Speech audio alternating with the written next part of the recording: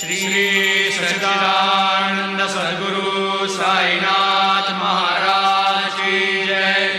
आरती साई बाबा सौख्यदातार जीवा, चरण रजतळे द्यावा दासा विसावा, भक्ता विसावा। आरती साई बाबा जाळूनी आनंद, स्वस्वरूपी राहे रंग। मुमुक्ष जना दावी निज डोळा श्रीरंग, डोळा श्रीरंग। आरती साई बाबा जया मनी जैसा भाव, दया तैसा अनुभव। दाविसी दया घना ऐसी तुझी माव, तुझी माव। आरती साई बाबा तुमचे नाम ध्याता, अरे संस्कृती व्यथा। अगाध तव करणी मार्ग दाविसी अनाथा, दाविसी अनाथा। आरती साई बाबा कलियुगी अवतार, सगुण परब्रह्म साचार। अवतीर्ण झालासे स्वामी दत्त दिगंबर, दत्त दिगंबर। आरती साई बाबा आठा दिवसा गुरुवारी, भक्त करे तिवारी।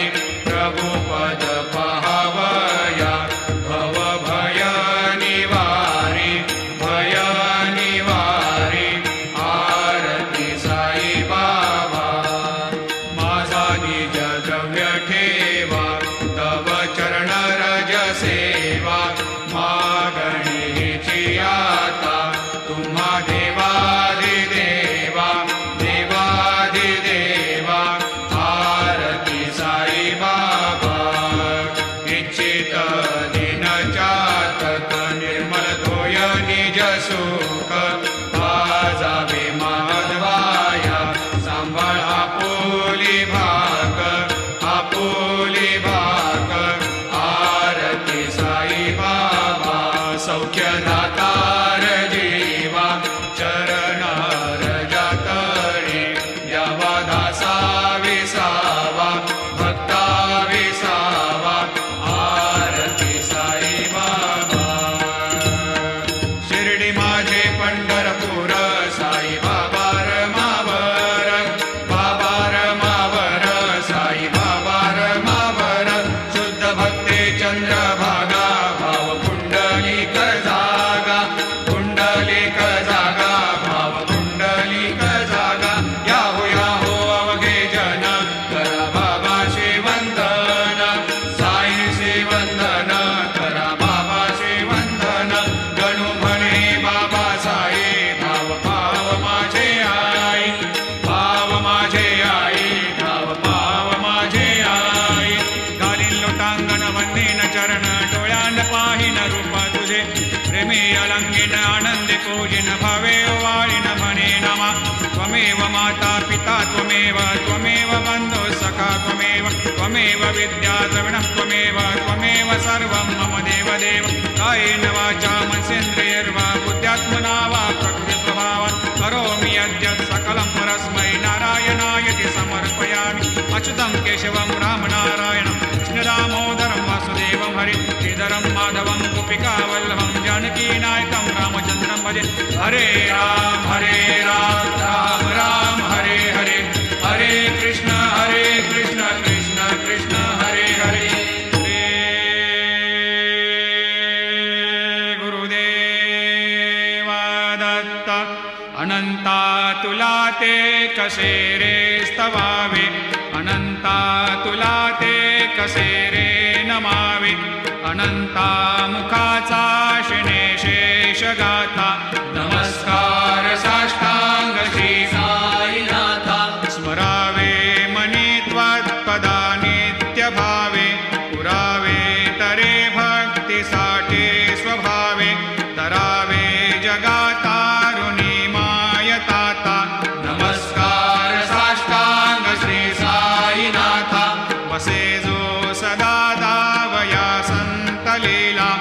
तसे अज्ञलोकान् परे जो जनाला परे अंतरी ज्ञान कैवल्यदाता नमस्कार साष्टांग श्री साईनाथा बरालाधला जन्म हा मानवाचा नरासार्थका साधनीभूत साचा धरो साई प्रेमा गळाया अहंता नमस्कार साष्टांग श्री साईनाथा धरावे करीसान अल्पज्ञ बाला करावे आम्हा धन्य चुंबो निघाला मुखे घाल प्रेमे खरा ग्रास आता नमस्कार साष्टांग श्री साईनाथा सुरादिक ज्यांच्या पदा वंदिता ते शुकादिक ज्यांते समानत्व देते प्रयागादि तीर्थे पदे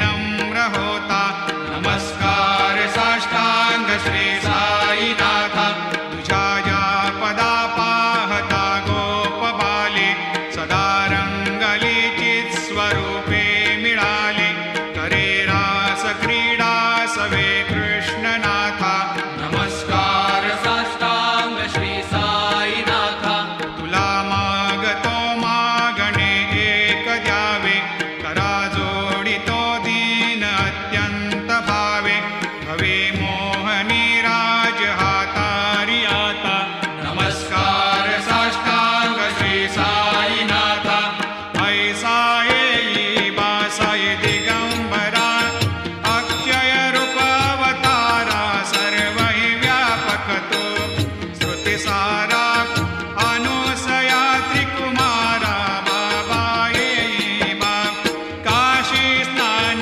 जप प्रतिदिवशी कोल्हापूर भिक्षेशी निर्मल नदी तुंगा जलप्राशी निद्रा माहुर देशी ऐसा येई बा झोळी लोंबत से वाम करी त्रिशूल डमरोधारी भक्तावरद सदा सुखकारी देशील मुक्तिचारी ऐसा येई बा पायी पादुका जपमाला कमंडलो मृगचाला धारण करशी बा नागजटा मुकुट शोभतो माता ऐसा येई बा तत्पर तुझाया जे ध्यानी अक्षय त्यांचे सदनी लक्ष्मी वास करे दिन रजनी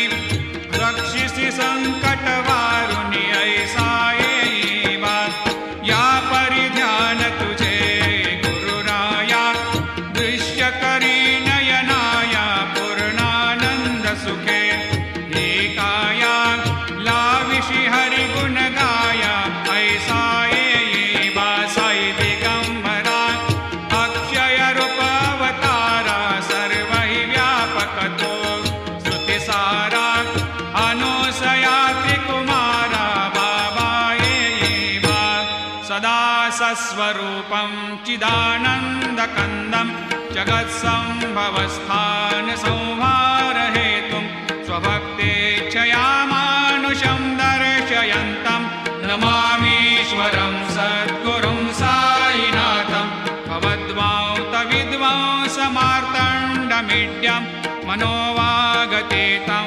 मुनिर्ध्यानगम्यं जगद्व्यापकं निर्मलं निर्गुणत्वां नमामीश्वरं सद्गुरुं साईनाथं भवाम्भोधिमग्नार्दितानां जनानां स्वपादाश्रितानां स्वभक्तिप्रियाणां समुद्धारणार्थं कलौ सम्भवन्तं नमामीश्वरं सद्गुरुं साईनाथं सदा निम्बवृक्षस्य मूलाधिवासात् सुधास्राविणं तेक्तमप्यप्रियन्तं तरुं कल्पवृक्षाधिकं साधयन्तं नमामीश्वरं सद्गुरुं साईनाथं सदा कल्पवृक्षस्य तस्याधिमूले भवद्भावबुद्ध्या सपर्यादिसेवां तृणां कुर्वतां भोक्तिमुक्तिप्रदन्तं नमामीश्वरं सद्गुरुं अनेका श्रुता तर्क्यलीला विलासै समावेशकृतेशान भास्वत्प्रभावम् अहं भावहीनं प्रसन्नात्मभावं नमामीश्वरं सद्गुरुं साईनाथं सतां विश्रमाराममेवाभिरामं सदा सज्जनैः संस्तुतं सन्नमद्भिः जनामोददं भक्तभद्रप्रदन्तं नमामीश्वरं सद्गुरुं साईनाथम् अजन्माद्यमेकं परब्रह्म साक्षात् स्वयं सम्भवं राममेवावतीर्णं भवद्दर्शनात् सम्पुनीतप्रभोऽहं नमामीश्वरं सद्गुरुं साईनाथम् श्री साईश कृपानिधे नृणां सर्वार्थसिद्धिप्रद युष्मत्पादरजप्रभावमतुलं धातापि वक्ता क्षमः सद्भक्त्या शरणं कृताञ्जलिपुट सम्प्रापितोऽस्मि प्रभो श्रीमत्साई परेशपादकमलान् न्यान्यच्छरण्यं मम सायेरोपधर रागोत्तमं भक्तकामविबुधद्रुमं प्रभुं माययोपहतचित्तशुद्धये चिन्तयाम्यमर्निशं मुदा शरत्सुधांशो प्रतिमं प्रकाशं कृपातपत्रं तव साईनाथ त्वदीयपादाब्जसमाश्रितानां स्वच्छायया तापमपाकरोतु उपासनादैवत साईनाथ स्तवैर्मयोपासनिना स्तुतस्त्वं रमेन्मनोन्मे तव पादयुग्मे भृङ्गो यथाब्जे मकरन्दलुब्धः अनेकजन्मार्जितपापसंशयो भवेद्भवत्पादसरोजदर्शनात् क्षमस्व सर्वान्धपरान्धपुञ्जकान् प्रसीद सायेश सद्गुरोदयानिधे श्री साईनाथ चरणामृतपोतचित्तास् सत्पादसेवनरतः सततं च भक्त्या संसारजन्यदुरितोर्धवनिर्गतास्ते कैवल्यधाम परमं समवाप्नुवन्ते स्तोत्रमेतत् पठेद् भक्त्या यो नरस्तन्मना सदा सद्गुरो साईनाथस्य कृपापात्रं भवेद् ध्रुवम् रुसो मम प्रियाम्बिका मजवरी पिता हि रुसो रुसो मम प्रियाङ्गना प्रियसुतात्मजा हि रुसो रुसो भगिनी बन्धु हि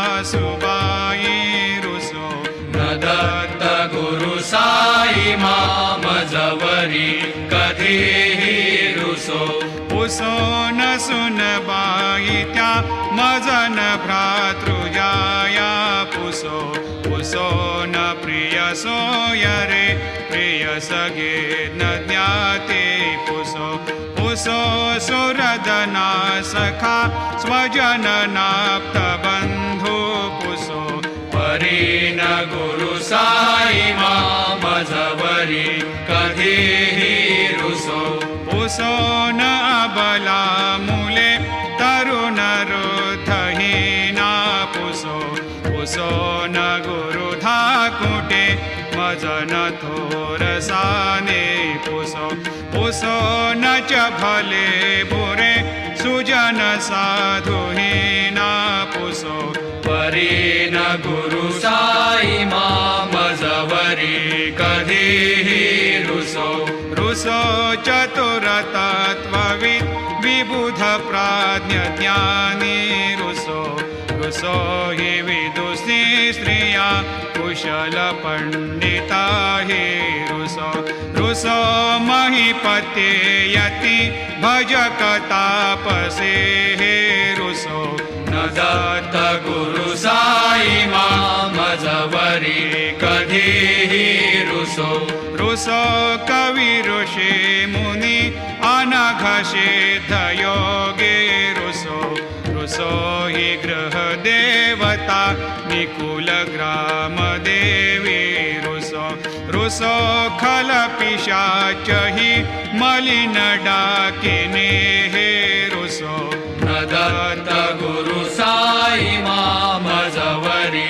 कधीहि रुसो मृग खग कृमि अखिल जीव जंतु रुसो रुसो विटप प्रस्तरा अचल आपगाब्धे रुसो रुसो खपवनाग्निवार अवनि पंचतत्वे रुसो न दत्त गुरु साई मजवरी कधीही रुसो रुसो विमल किन्नरा अमल यक्षिणे रुसो रुसो शशि खगादिः गगनितारका रुसो रुसो अमर राजहि अदय धर्मराजा रुसो न दत्त गुरु साई मजवरी कधीही रुसो रुसो मन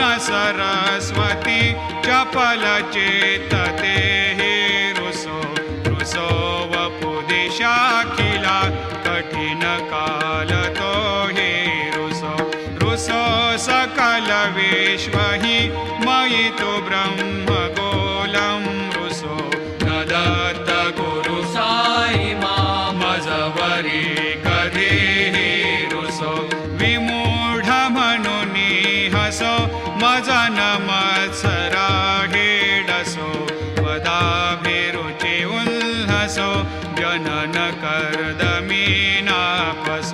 न दुर्गधृतीचा धसो अशिव भाव मागे खसो प्रपंची मन हे रुसो दृढ विरक्ती चित्ती ठसो कुणाची घृणा नसो न च स्पृहा कशाचे असो सदैव हृदयी वसो मनसि ध्यानि साई वसो पदी प्रणय ओरसो निखिल दृश्य बाबा दिसो न दत्त गुरु साई उपरि याचनेला रुसो हरि ओम यज्ञेन यज्ञमयजन्त देवा स्थानि धर्माणि प्रथमान्यासन्न तेहनाकं महिमान सजन्त यत्र पूर्वे साध्या सन्ति देवाः ॐ राजाधिराजाय प्रसह्य साहिने नमो वयं वै श्रवणाय कूर्महे समे कामान् कामकामाय मह्यं कामेश्वरो वै श्रवणो दधातु कुबेराय वै श्रवणाय महाराजाय नमः ॐ स्वस्ते साम्राज्यं भोज्यं स्वराज्यं वैराज्यं पारमेष्ठ्यं राज्यं महाराज्यमाधिपत्यमयं समन्तपर्याधीशात् सार्वभौमः सार्वायुषान्तादापरार्धात् पृथिव्यै समुद्रपर्यन्ताय एकराळिति तदप्येष श्लोकोऽभिगीतो मरुतः परिवेष्टारो मरुतस्य वसन्ग्रहे आवीक्षितस्य कामप्रियैर्विश्वे देवा सभासदैति श्रीनारायण वासुदेवाय सच्चिदानंद सद्गुरु साईनाथ महाराज की जय। करचरणकृतं वा कायजं कर्मजं वा श्रवणनयनजं वा मानसं वा अपराधं विहितमविहितं वा सर्वमेतत्क्षमस्व। जय जय करुणाब्धे श्री प्रभो साईनाथ श्री सच्चिदानंद सद्गुरु साईनाथ महाराज की जय।